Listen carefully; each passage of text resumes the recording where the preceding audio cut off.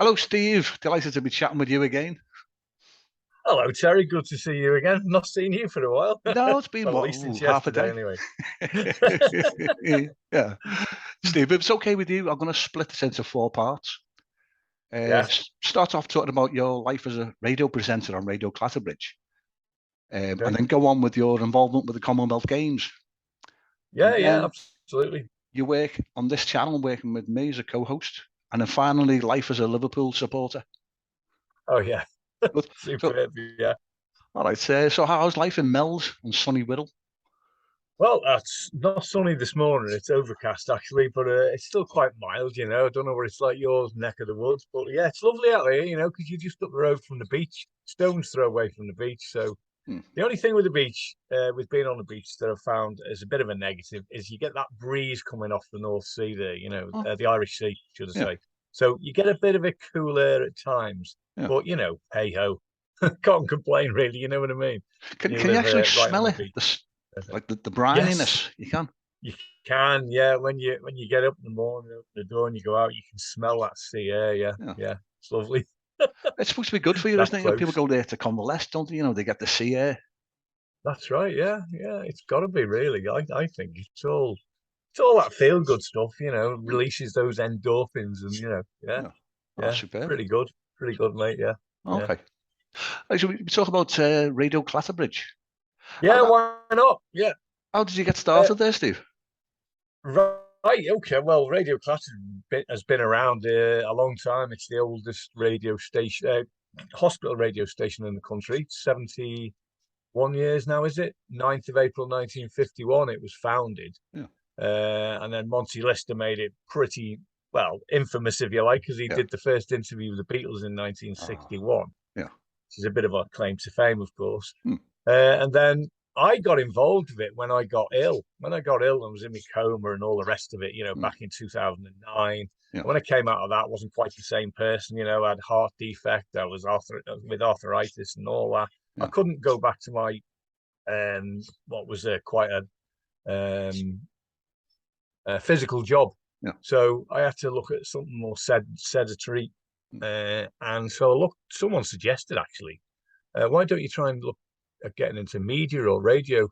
So I had a quick look around, as you do on Google search engine, and there was a couple of local stations on the Wirral. So I applied for the 2 of them, which was Clatterbridge and as it was then 7 Waves, which went on to be Wirral Radio, which is now shut down. Yeah. Applied to both of them and thought nothing of it, forgot all about it. 2 months later, Radio Clatterbridge got in touch and I went along for interview. Yeah. And started pretty much straight away, and that was 2010. Yeah. So 12 years now, yeah. And that same year, 2010, to enhance my skills, if you like, I went across to Radio City and did a 2-week course up there with the National Broadcasting School. And it was all the top-notch presenters who were up the tower at the time. They were taking the course, leading the course. So, and you were with them for 2 weeks every day. So you were seeing the likes of Rossi. He used to be on air there. Now he's moved back to Ireland, I think now. And all the other guys, you're seeing them every day. And I'm still friends with a lot of them. It was great. And anyway, went from strength to strength there. I picked up stuff there that was good for Clatterbridge. I actually went on to 7 Waves Radio as well, which was Wirral Radio that was. Picked up some other skills there, brought them back to Clatterbridge. And all round, I think it helped make it a little bit better. Plus, some of the presenters we had anyway are really top, or still have, are top notch. They've come from BBC Radio or commercial radio, and they've decided to give it up, but they still wanted to stay involved in media.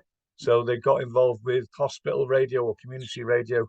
I've done it that way. So, been there 12 years, and I think it's 7 years this January coming that I've been the chair or chairman of the station. So is this 7 years or 6 years? I can never remember. But so I've been doing that for the last 7 years, keeping guiding the station along with the help of a merry band of executive committee, who are a massive help, to be honest. We have a treasurer, a program controller, a secretary, and a maintenance engineer, if you like, and that forms our committee, and that keeps the station ticking over. with some 40 members, I think we have. I mean, 10 of those or 15 of those members actually don't do a great deal. They just want to be members, and every now and again they'll contribute a little bit or say do something or other.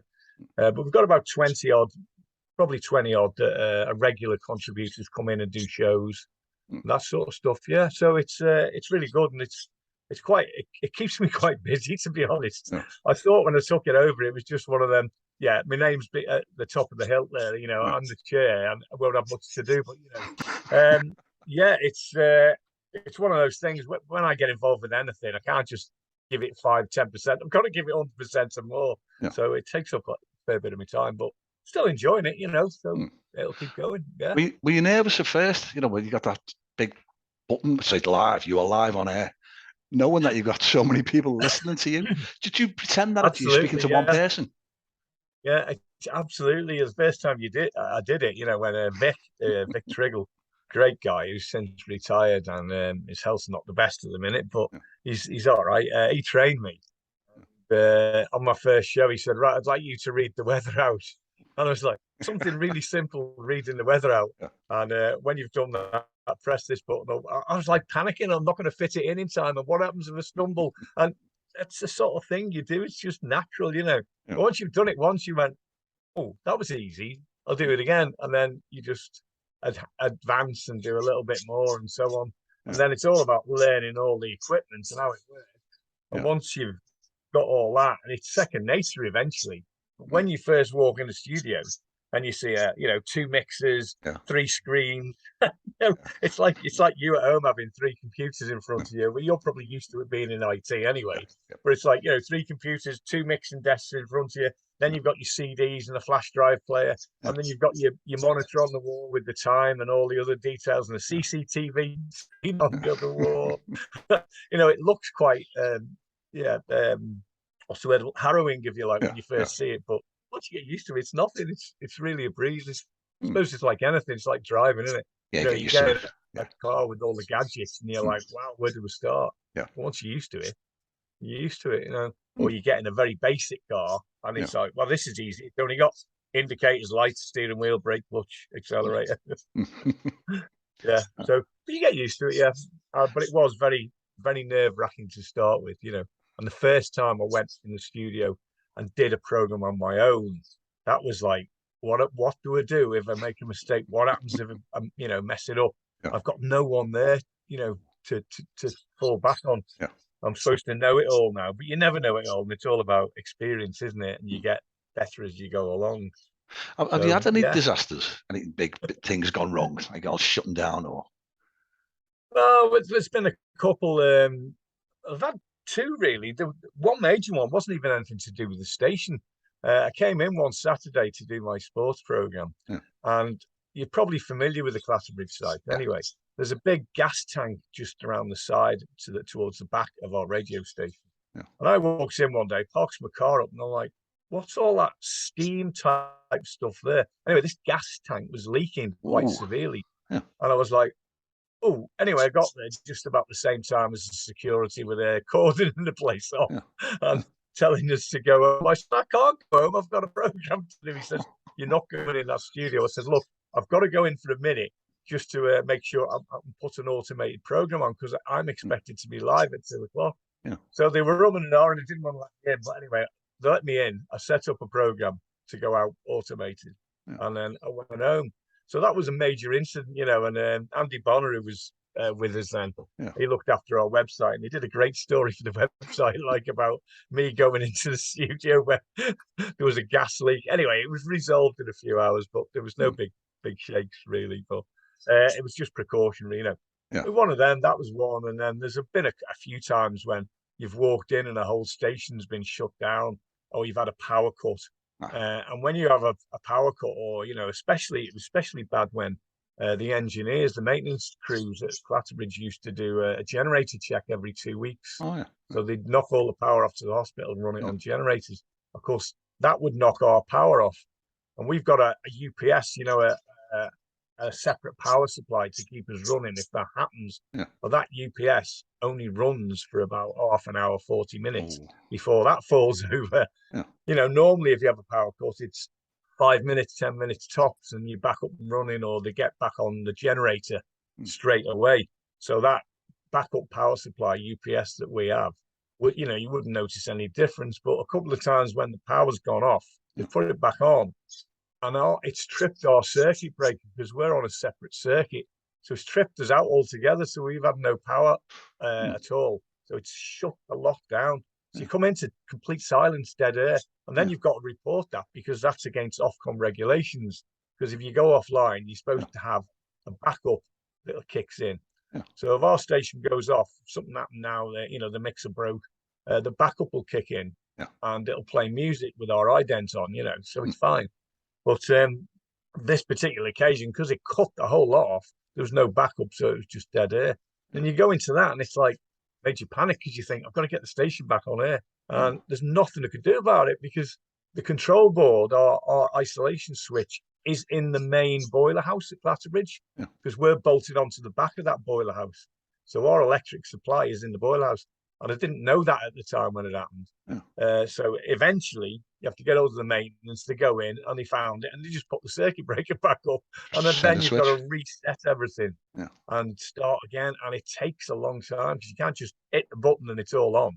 You've got to start the mixer up, you've got to start this up, start the computers up, and so on and so on. So it takes, you know, quite a long time. So I've had that happen a few times, but obviously the first time was the worst because it's like, what do we do? And you know, you need to find out how to resolve it. Like, well, so there's been a couple of mishaps over the years. But, I've had lots of authors in, lots of singers, a couple of fairly well-known singers from across the pond in America that live in London that were related to someone who worked on the health park. So we got this lovely young lady in, and she's, you know, sang in a studio. She's quite big in London, apparently, but really big in America. But I didn't know who she was. You know, it's quite embarrassing at times when you get that. You know, so but yeah, so I've had some good ones in, and then, you know, a couple of celebs. Stan Boardman came in. He's been in the studio twice, and that was a good laugh. Complete havoc. Standing on the chairs, on the tables. He was an absolute case. And you know, we've had a fair few footballers in as well. I mean, Howard Kendall been in, John Barnes, Jan Mulby, a host of other Everton players as well. I can't think. We've just had so many, you know. And lots of local comedians. Pauline Daniels has been in, but she wasn't on my program. She was on someone else. She's been in a few times. Ken Dodd himself has been in over the years. Before he passed away. Well, in fact, he was our president before, you know, he passed away a few years ago. Of course, he had connections with the health park because his first wife was ill with cancer and she was treated there, you know. So we've had a fair share of good guests in there, you know. And then we were on Granada Report a couple of years back when we did Doddy Day. To celebrate Ken Dodd's life, the day he had his funeral, we did Doddy Day on air, and Granada TV found out about it and came across and did a piece for a couple of hours in the studio, filming us in the studio while we did it, and it was on Granada Reports that night. So that was quite good. And then Dominic Littlewood, do you know him from BBC? One of those programs, money saving programs on BBC. What was it called? I can't remember what it's called now, How to Save Money or one of them anyway, you know. The BBC came in and they wanted to film in a radio studio with someone whose ambition was to be a radio presenter. So someone put our name forward. I don't know why. I know we do come across quite highly recommended, like, but I don't know who it was. Anyway, BBC came and filmed in the studio with this guy who wants to be a radio presenter and for a day and to see how it was done. So Right on the money, the name of the program. If you Google it, you'd find it with Dominic Littlewood. Anyway, that was a whole day filming for an hour's 45-minute program that went out. So it just shows the intensity of filming and how long it takes. You know. But that was another good day, you know. Dominic Littlewood going around the wards and people recognised him because he's a big celebrity on, you know, if you know him, you know him, obviously. The guy they brought in to be a radio presenter today was blind. What? So it was like, wow, how are we going to work this one? Yeah. What we got there, you know what I mean? I had to operate the controls and he just did the talking, basically. But, yeah. So we've had a couple of big shots in, and, you know, it's a well-known radio station around the Wirral, and it's well liked by people like, you know, Radio Merseyside know of us. And if people go to them and they can't take them, they'll send them our way, you know. So we must be doing something right. You know? That's it. I really enjoyed the Saturday show, the sports show, which you do when you go to live, different games, different matches and stuff. Yeah, that's really hectic if you're doing it. If you're producing it and presenting it yourself on your own, it is a nightmare trying to keep on top of it. Ideally, you need a producer in the studio as well, who can pick up all the links that are coming in, the live links from those recorders, and you know, get them in, put them into your cart so I can play them out when my track's finished or my music track's finished, and then you know.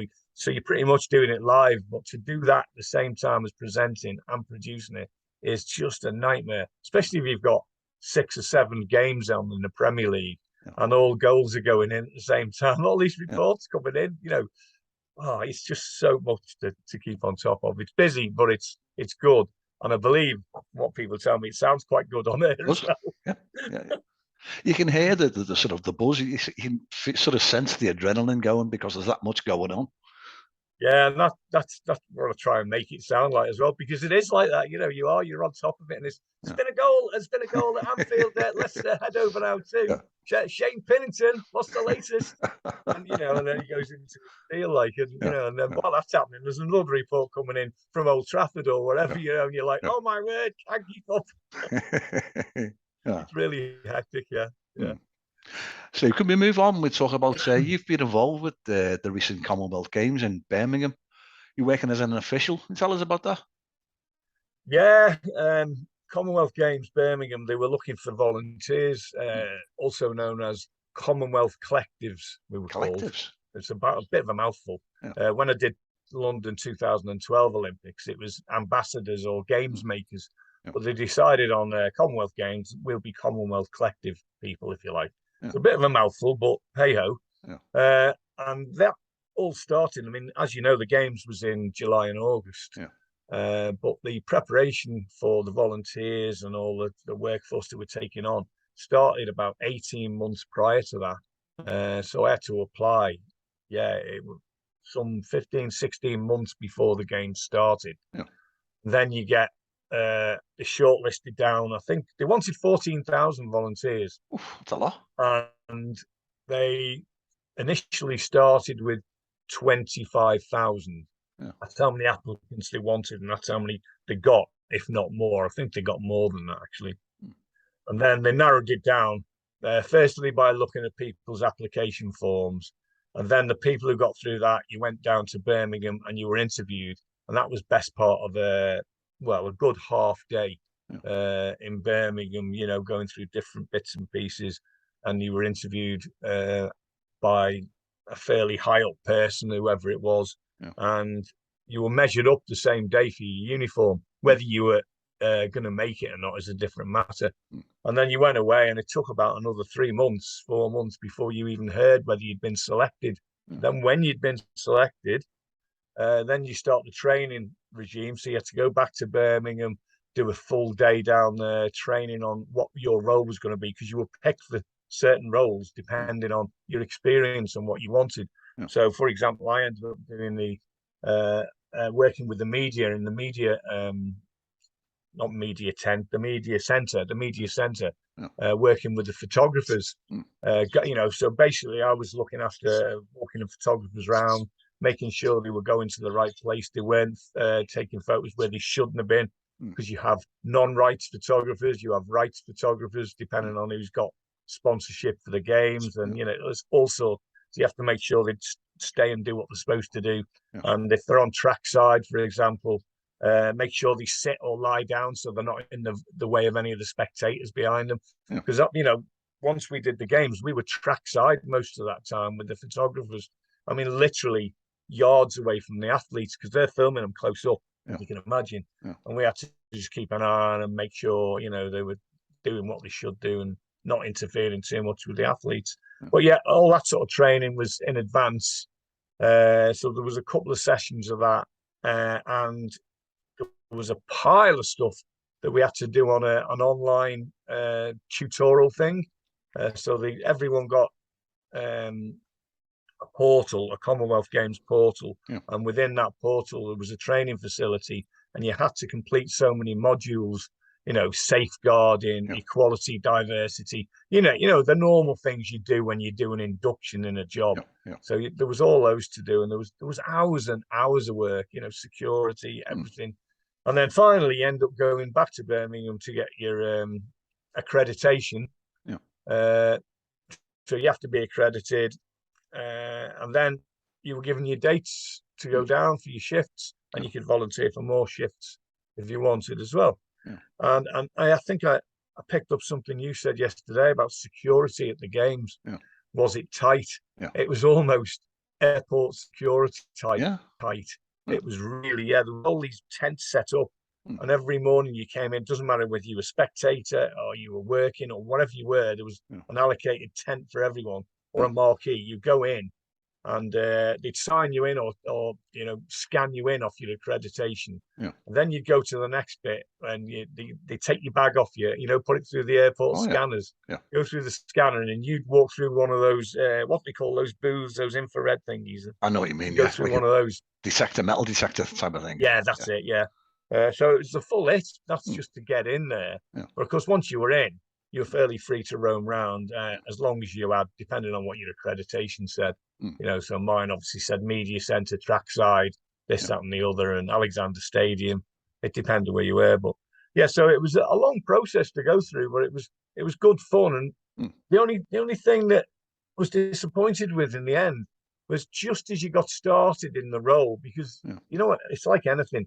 If you train, it's not as good as being on the job and getting the experience in doing the role, right? And if I had 4 or 5 shifts to do, it took 2 shifts to get into the throes of how it was and the best ways to do things. And then you could show other people things, and, you got into the role. So you were just getting really into the hang of the ways to do things properly, and, find all the little ways around things and all that. And of course it was over just like that. So, you just start, and then it's bang, it's over. It just flew by. But we had great weather for it. In fact, it was so hot when I was down there. It was untrue. Really was. The other thing I think you asked as well was about accommodation. Did they put you up in a decent accommodation? You must be joking. Now, as a volunteer, you look after your own travel down there, your own accommodation, all your own expenses. You had to pay for that? But obviously, when you're working, they give you a meal each day, and they paid for your expenses or your transport in and out. But you weren't allowed to use your car. They limited car travel because of the environment. They're trying to be really green. So they said you can use public transport, and all the volunteers can use it for free. So, which was good, and the transport links were fairly good. But with having a blue badge in a car, I want to get as close to a venue. So it made it a little bit awkward for me. But I did find I was really lucky. There was a pub very close to the circuit. So I drove in there one of my training sessions, and I parked up, and I noticed it was £2 to park for the day. So I parked there, right, and I used that as my base. It only let me down once when I went in on an early shift. I had to be in the Alexander Stadium at 8 in the morning, and the pub car park was locked, and I couldn't get in it because the pub didn't open till 11. For all my other shifts, they were all afternoons and into the night, up till midnight. So the pub was open then. So I was able to park there and get away, and it was fine. So it was a bit of a cheap one there, but I got away with that. But one shift it didn't, and I had to hastily find another car space. So I parked in the local Asda down the road in the employees' car park. And I thought I got away with it until about 2 weeks ago, and I got a parking fine from the post. Oh dear. But luckily enough, it was only a tenner, so it was worth it. That's not bad at all. Apparently they've reduced the fines now, somewhat. So the parking was a bit of a nightmare. Accommodation-wise, I was really lucky because my nephew lives in Birmingham in the jewellery quarter. Stay with him. So that was I stayed with them. That was like an half-hour bus journey to work, if you like, or 15 minutes in the car. Yeah. So it was ideal for me. Other people stayed in hostels or cheap B&Bs, but majority of people were probably Brummies anyway. So coming from local-ish, so all their transport was free. Yeah. Some of them it'd take 2 hours to get in, though. You know, if they were coming from the other side of Birmingham. But yeah, I suppose there's only so much they can do for you and pay. And imagine if they had to pay every volunteer's expenses for hotels. Cost a fortune, yeah. Food. Yeah, because they already provided uniforms, all the training, and you know, and you got a meal every day, and they got loads of little goodies they were giving you. So, you know, it must be an expensive setup. The infrastructure involved, and you know what they put in place to make those games happen, absolutely incredible. You know, the money that went into it, and as quick as it was over, we're starting to take some of that infrastructure away because there was additional stands built around the Alexander Stadium to extend it upwards to make it, you know, the capacity higher. A lot of that is now gone. They took all that out, and some of the floodlights that were put in, especially for the games, and a lot of the gardens, and there was all sorts put in to make it look pretty and nice, and all the rest of it. Pulled it all out afterwards. So the cost was horrendous, but I suppose they make it up for the amount of guests that come and all the visitors, you know, spend a fortune in Birmingham. They've all got tickets. So it must be profitable because it keeps happening, doesn't it? Every couple of years. TV rights massive, aren't they? Yeah. So it was a good experience. Good experience. Moving on. You co-host this podcast with me. The past years, we've done hundreds of writers and musicians and sports people. If you had a choice, someone said, right, I want to go on the channel. If you had a choice to chat to anyone in particular, who would you pick? You know what? I was thinking about this before. Yeah. You know, we haven't interviewed you. You keep suggesting people, including me, and then I thought, you know what? I know of you and a bit about you, but I need to interview you at some point, and so we can the same as what you're doing to me, if you like, just to find out a bit more about your life and what makes you tick. But that aside, we can do that again. Didn't expect that. Thinking about who I'd love to interview. Oh, I was thinking about it last night, and there's a host of names I was thinking about. You know, people like Tom Hanks, I think I mentioned yesterday to you. You know, he'd be fun, and I mean, people. John Barnes, the other person I would. Who? John Barnes, I think you mentioned as well. John Barnes, yeah. Well, I've had John Barnes on Radio Clatterbridge. I've interviewed him there, and he was very interesting. And he is very good, and he's very knowledgeable. You know, the one I would love to interview is Hannibal Lecter. You know, Anthony Hopkins. Anthony Hopkins, yeah. I think the man is amazing. I would love to interview him. Yeah. But you know, whether that would ever happen, I don't know. But some of the ones we've had on, I found really, really interesting. Scott Williams, I thought was good, the actor.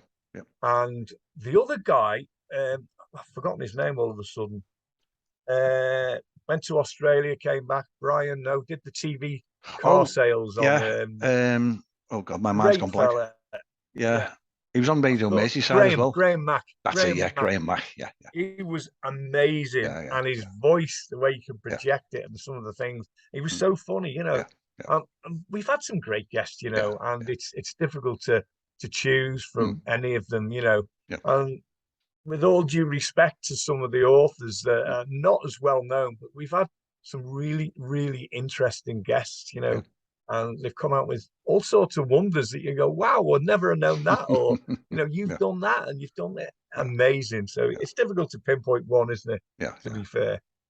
Well, what I like about it, because I'm a great reader anyway, I'll go through 2 novels a week. I like hearing the author's story, you know, before the face behind the words on the book.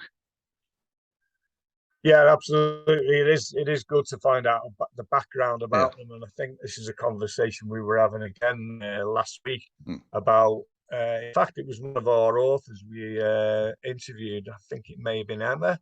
I'm not sure, that had said that she'd like to put it out. I don't think it was Emma. It may have been Emma's editor. Was it Melanie? Melanie in New York? Who pointed out that if you want to be a good author, or one of the good things to do is tell people about what you are about.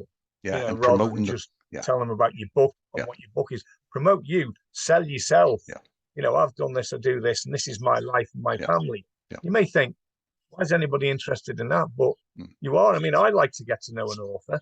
I've got author friends, and I want to know about them just as much as their books. So I think that is an important thing to find out about, isn't it? Find out about the author themselves and what makes them tick, where they're from, what they get up to. Yeah. And I think it was Melanie. It was Melanie, wasn't it? I think you mentioned that. Yeah, we were talking about which social media platform she uses, and she mentioned that a lot of writers on Twitter, they'll just post, here's my book, buy my book, buy my book. But you get to know that personal element, it sort of increases. That's right, yeah, because you see it when someone's bringing a book out, all as you get is all of a sudden they're prolific on Twitter every day for a couple of weeks or a couple of months. And then you don't get anything for a while. The better ones and the ones with more followers, if you like, are the ones that are posting continuously, telling you about their life, what they're up to, and you keep on top of that, and you keep them coming up in your Twitter feed every day. So you tend to get acquainted with them more, then, don't you, and speak to them more and chat to them. So that definitely works, doesn't it? Okay. Looking at the time, Steve, it's nearly up. About 5 minutes to go. What? That has absolutely flown. I know we say this every time. I know, but it does. It's absolutely flown by. I must have been talking for England. Oh, no, it's been great. Oh, I'll just maybe a couple of final ones, Steve. We're both Liverpool supporters. You're often at the game. You're often on the camera, aren't you? On the match of the day, you see you when Liverpool score. How's that come about? Well, it was a good few years back now, because I sit right on the touchline, and it's normally the side of at the cop end, on the main stand, about 25 yards out, 20 yards out. Yeah. So it's where the assistant referee is, because they're always on the right hand side of the pitch, and they always have the Sky cameraman who's on the touchline for the corners, throw-ins, and anything in that corner of the ground to pick all that up. Anyway, we had one there, and I used to see him there every game. So in the end, I used to start shouting at him just for a bit of banter, just saying, "Get out my way, you! Get out my way!" And it was a joke, not a bit of a joke. And he'd go, "Sorry," I said, "No, I'm only joking. Don't worry. I know you've got to do your job. I'm not bothered. Don't worry." And anyway, we got talking and we got chatting away. And over the years, he's turned into a decent friend, Richard. And he's still there to this day. I mean, it must be 8 years now that I've known him for. Unfortunately, they've moved him around. They put him up the other end of the ground now for some reason, so I don't see as much of him. But he comes down every now and again at half time and has a quick chat with me, But why I was on TV is because I got to know him. When we'd score, one part of the job is to turn around and film the crowd. Then it's up to the editor whether they use the piece on Match of the Day or on Sky or whatever it is.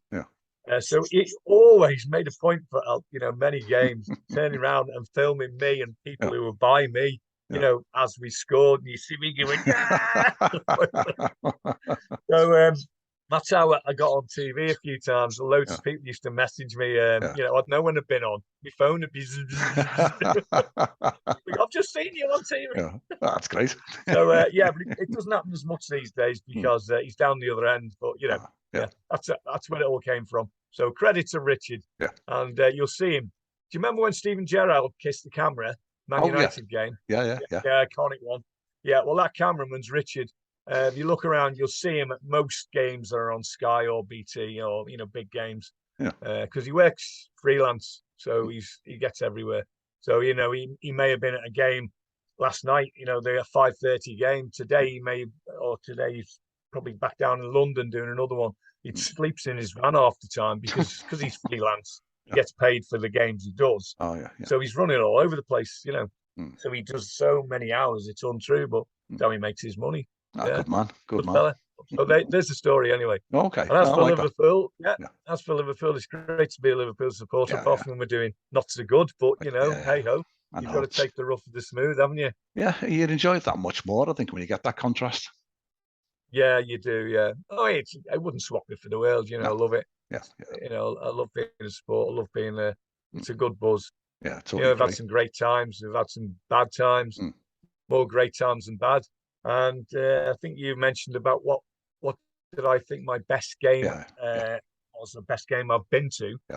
There's two good ones. There was the 4-3 victory over Dortmund at Anfield in the was that Europa Cup? I can't remember. UEFA, wasn't it? Anyway, UEFA. UEFA, yeah. We got to when the final. Lovren scored in the last minute with that header from Milner's cross. That was a great game. Yeah. I mean, on the edge of your seat because it went right to the, the end, right to the death almost, didn't it? And I hate it when that happens. It's like scoring against Newcastle in the last kick of the game. It's like that was the game of the decade. I don't want to go through that again. Yeah. Well, I think the best game it's got to be Liverpool 4, Barcelona 0, coming back from 3-0 down. And I've still got that little clip on my phone of Messi walking away and a little lad who run on the pitch and went past Messi, giving him the two fingers. And the stewards chasing him up the pitch, trying to catch him. And it was, with all respect to him, she was quite a big steward and she didn't stand a chance of catching him. And it was so funny to see the look on Messi's face. I'll never forget that. That was one of the best games, or if not the best game I've ever been to. I totally agree. I like that. There's a clip of Andy Robertson as well tapping on Messi's head. I think as he knocked him over. I think and just get off, come on. Yeah, brilliant. Yeah, it was class, that wasn't it? It was class, it really was. I can watch replays on that on YouTube. I can watch them all day. You get a bit emotional as well because we weren't expected to win. We were out on our feet. That's it. 3-0 against Barcelona. Yeah, and a similar one in Turkey, in Istanbul, wasn't it? When we came back from 3-0 down against, AC Milan, Steven Gerrard dragged the team up by the scruff of its neck, didn't he, pretty much? And some great performances in, added time, from Carragher and Jerzy Dudek. And, that was another one. But Barcelona for me, definitely. That's Steve. Really enjoyed this chat. Yeah, thanks, Terry. And we'll have to do the same with you soon. But no, I appreciate that. I really enjoyed it, mate. Thanks a lot. Good. Yeah, I enjoyed listening to it. It's been great. Excellent. All right, then.